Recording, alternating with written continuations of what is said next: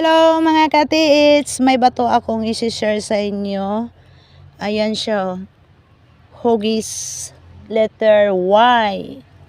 Ayan yung bato na yan. And then sa may unahan is ipakikita ko sa inyo yung isang bato na pyramid. Dito lang din, malapit lang din dito sa portion na to. So, ayan. Okay, pupuntahan natin yung isang bato. Ito yung isang letter Y naman siya na bato katiits. So, ayan. Tumagos yung kahoy sa butas. So, ito yung katapat nung una kong pinakita katiits na bato na letter Y. Hugis Y.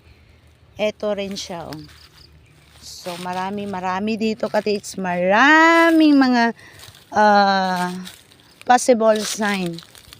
At ito naman yung pyramid na bato katiits. So, ayan, yung pyramid na bato na yan. Ayan yung kanyang itsura. So, pakikita ko, ikot ko saglit. Ayan ang pyramid na bato. Malapit lang doon sa isang sign ng bato na pinakikita ko sa inyo katiits. Ayan. And then, ang harap nito katiits is may lumalabas na mga kalawang. Ipakikita ko rin sa inyo yung tinatagusan ng kalawang magmula rito katiits. Okay, let's go. So, dito na ako sa may portion na ayun yung batong pyramid mga katiits. So, ilang hakbang lang po.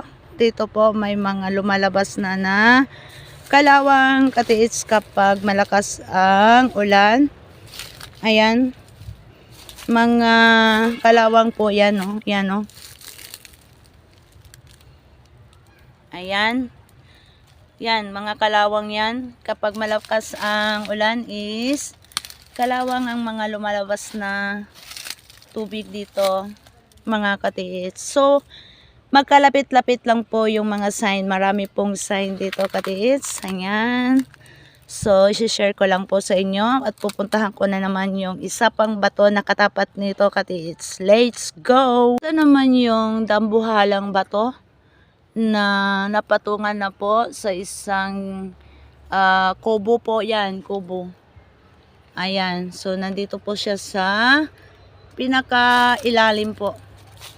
Ayan, dambuhalang bato yan na yung malapit lang siya sa may pyramid na bato. Katiits, ayun yung pyramid na bato. O, ayun. So, yun doon na portion yung may lumalabas na kalawang kapag malakas po yung ulan.